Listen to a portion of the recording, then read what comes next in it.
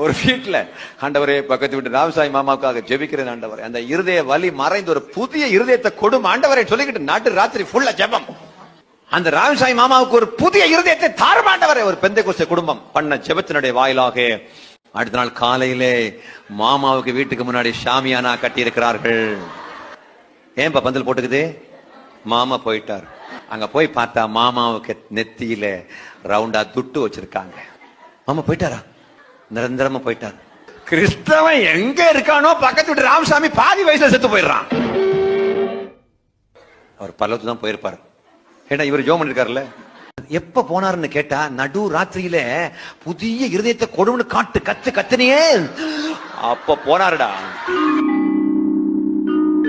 நீ நிஜமா கிறிஸ்டினா இல்லையாங்கிறத வெளியில உள்ள மக்கள் உன் பேரை வச்சு கண்டுபிடிக்க கூடாது, உன் வாழ்க்கையை வச்சு கண்டுபிடிக்கணும். நீ போடுற சத்தத்தை வச்சு கண்டுபிடிக்க கூடாது. கொன்னே விடுவேன்.